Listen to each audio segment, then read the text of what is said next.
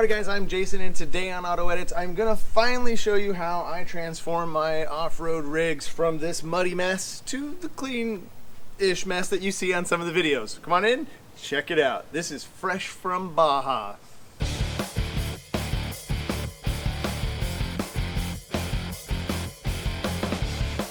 That's right, you've asked about how I clean my junk, and here's the answer. The AutoEdits Adventure Ram is fresh from my epic adventure into Baja Mexico and is covered in dirt and mud like any good 4x4 should be after such a trip. Stay tuned for the feature-length video on that event here on the channel soon. In this video, I'll show you the basics on how I keep my rigs looking pretty good between adventures and showcase some of the techniques and some of the products I've been using with great success. We'll even try some new stuff today that I got from my friends at Lucas Oil Products. Get ready to get dirty, cause cleaning this mess isn't easy.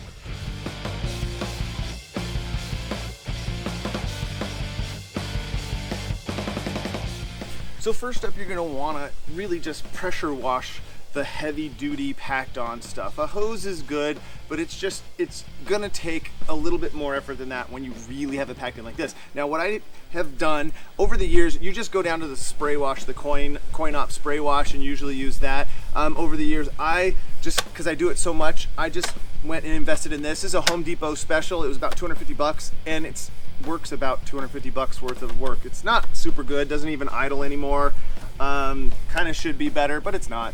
Didn't have high expectations. So this is the Ryobi. I don't even know what model this is. It was just in the right price point at the time. You know, I was like, this stuff gets really expensive. So pressure washer is kind of key to knock the big chunks off. So first up, we'll pressure wash and I'm gonna go into time-lapse mode, cue the montage, and I'll just kind of bring you in for a little highlights of some of the undercarriage naughty bits as we get under there, just to really knock some of the mud off. But right now, hose, pressure wash, that's first.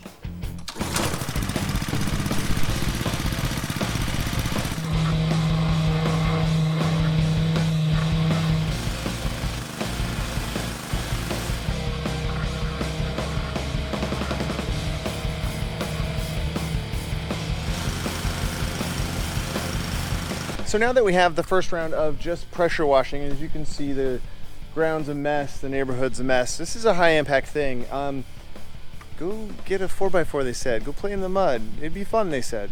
Well, they just never ever mentioned the fact that this is so much work to clean up. I'm gonna go through and just use the soapy setting, do a quick soap rinse, get the engine cleaned off. Let me bring you into the engine here. Get a quick hose down in here. Problem with running 37s inside here is, let me show you, no fender wells. See in here? So all of the debris and mud goes right into the engine bay and creates quite a mess inside here. So it takes a lot of work, and then you got to be kind of careful spraying in here. I kind of am not sometimes, and you know, it just is what it is on this vehicle. So most stock vehicles, you have the fender wells in there that keep some of the debris from getting inside here, but as you can see, everything looks pretty good in here from the first spray down. So let me soap this up a little bit. I don't have a brand preference for soap. Whatever's on sale seems to work fine for me. Now it's time to lather your junk up and start the process of actually scrubbing the rest of the dirt off your rig. I use a fuzzy sponge on the outside and a brush for the suspension bits and tires. So for now, it's time to clean tires and wheels a little bit, just to knock the dirt off. I use Bleach White, this stuff right here. Been using it for a while, it works fine. Again, I have certain brands that I love, I'll share with you guys, and then stuff that just has been working, so I just use it. And then you just rub that in, and scrub that around, and we'll hose that off, and that's how just get the tires cleaned up. Ooh, got a pretty good ding right here. Pretty big gash right outside of that tire. The Stockings have held up pretty good. I've been really, really happy with these things over the last, I think it's been a year and a half with this truck. So we'll hose this thing off and see what it looks like. All right, so that's it for the initial cleanup on the wheel and tire here. I'm going to do that on the rest of them. I have a new product that Lucas sent over that I'm going to try on the tires. It's a new tire product. Kind of looking forward to that. As you guys know, I normally use the Pledge. And then I'm going to probably use the Toolbox Buddy to finish these off, because these wheels, the actual wheel itself is still kind of stained and it's looking like it needs a little more love. So we'll keep going. It's a lot of work. Hey, buddy. My little buddy's doing pretty good today. Her little wolf chain worn winch repurposed rope is working good. You chilling? You doing all right? Just gonna check out the inside. Now for the interior, it's the same thing. It's just a lot of hard work. As you can see, I have the floor mats out. Did a quick vacuum, and an air hose is really key for me to help get everything out of the vents. So you just shoot.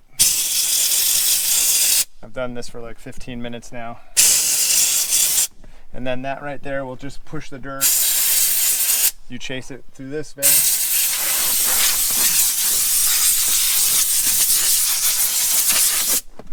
And that's it for the interior. So just keep wiping, keep cleaning. I have a quick thing to show you. One of the other unfortunate things about not having any inner wheel wells is that there's no protection. So when the dirt comes flying or the mud comes flying up from the tire, it goes right into these door jambs. So listen. Yeah, so it's important to go ahead and clean these things out and lube those things. I'm going to use probably a little bit of Toolbox Buddy. I've been using that for the last year or so on these things, and that quiets them right down until the next horrendous mud fest. So that's it for the interior. Just a bunch more wiping, cleaning. The air gun for me is a key to just get stuff out of the nooks and crannies. So that's the key for me to the inside here.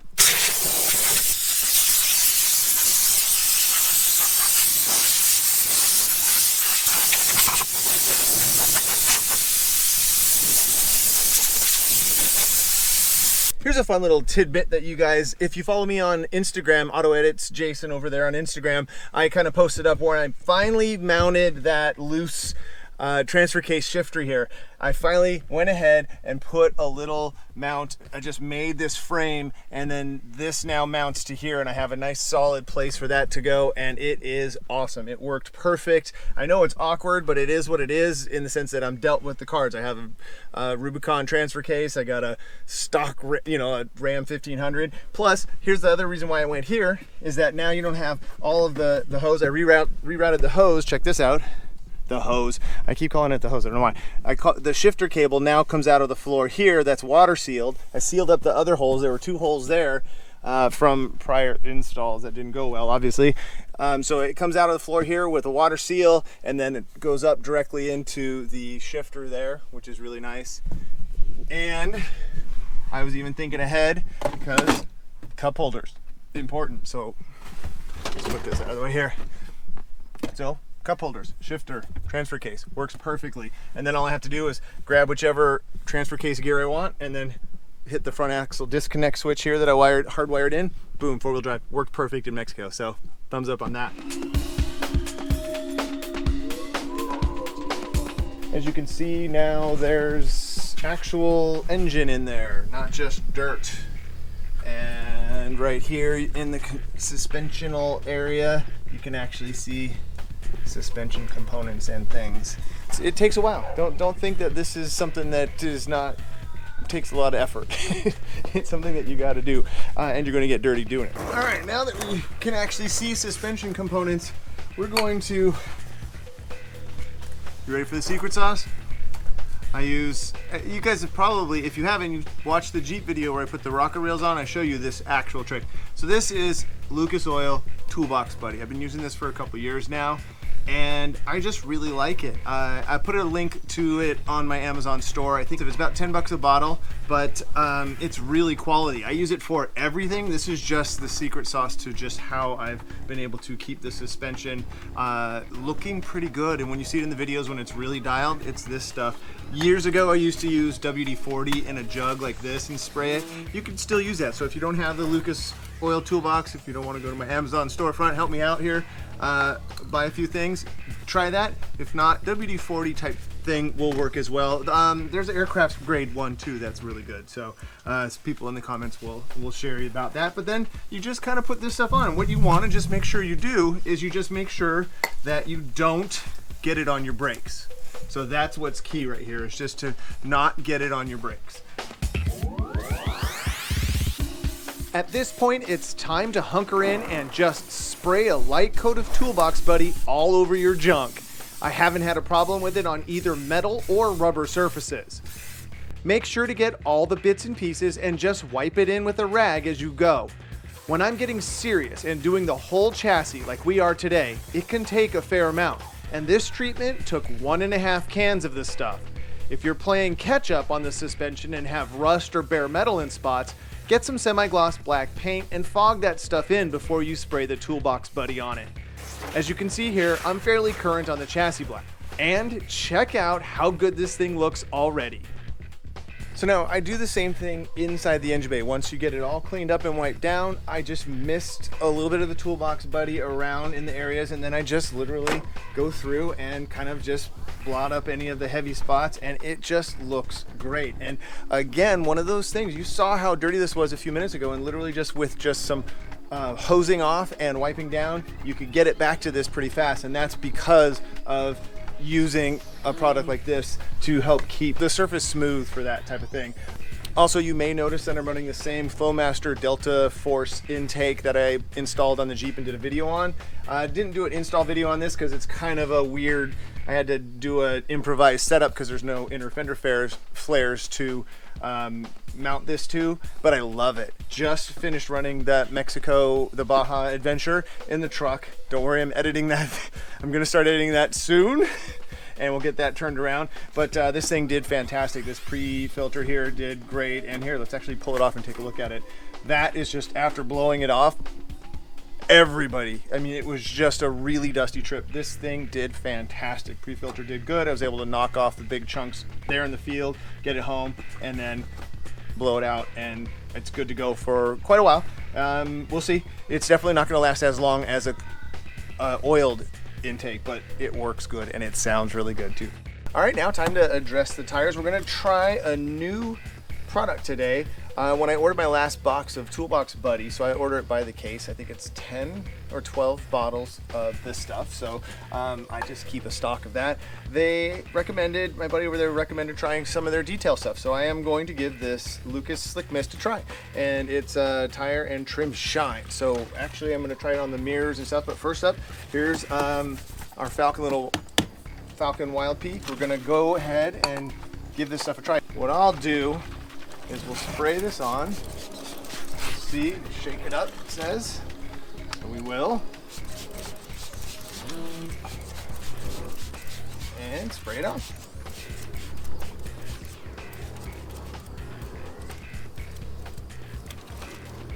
Not too much. And then use their little applicator. I don't think this is gonna work for me.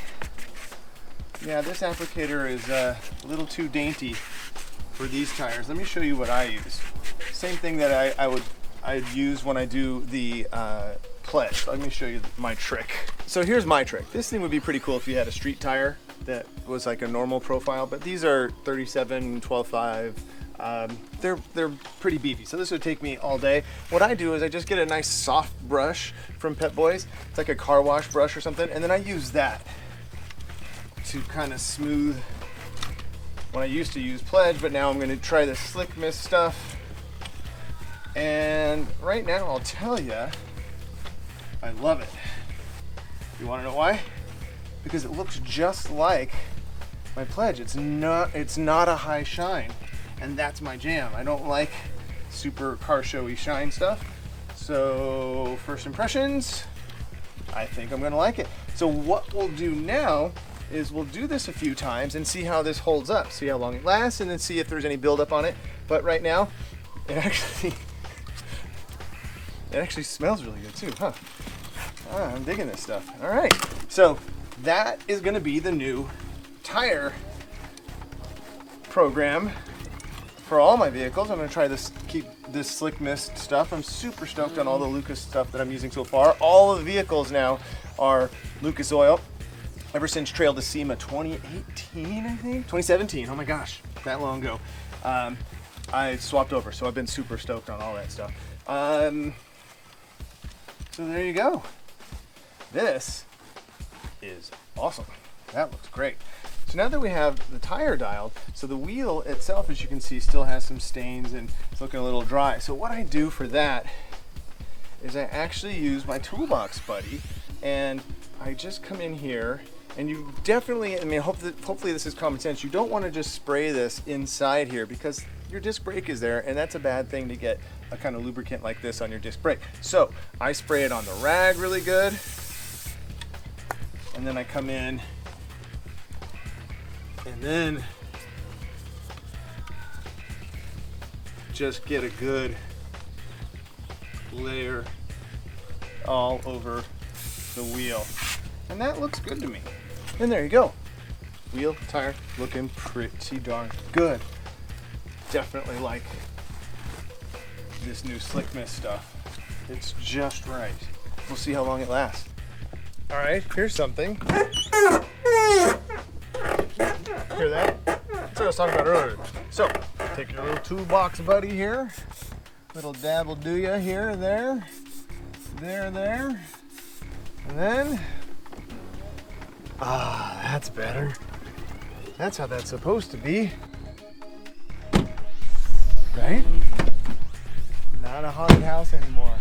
All right, so the last product we're gonna check out is the Lucas Slick Mist Interior Detailer. This stuff smells amazing. So all I did was blow everything out, as you saw earlier, cleaned it all up, and then I sprayed this just on every touchable surface, and my goodness, this stuff smells good. I don't know what they're putting in here, but here's a tip.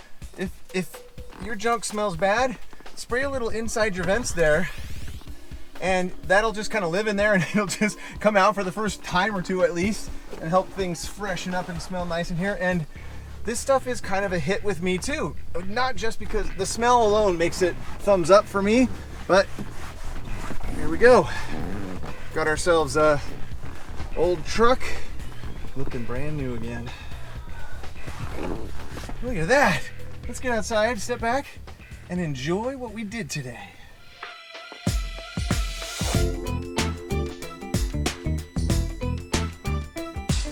I can confidently claim victory on this cleanup job.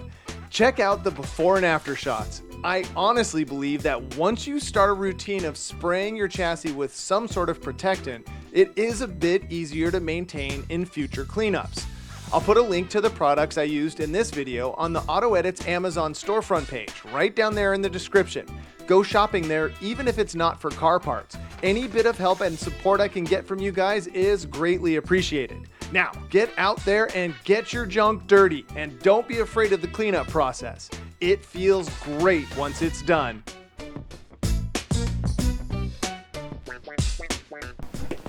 Well, so there you go. It was a hard day's work, but it's clean and ready for the next adventure. We got to try some new products. I am definitely digging the Lucas Slick Mist detail kit that they sent me, so I'm gonna try that for a while. Stick with me, we'll see how it goes. Truck's ready for adventure. How do you like it? See you next time. Don't forget to follow me on Instagram.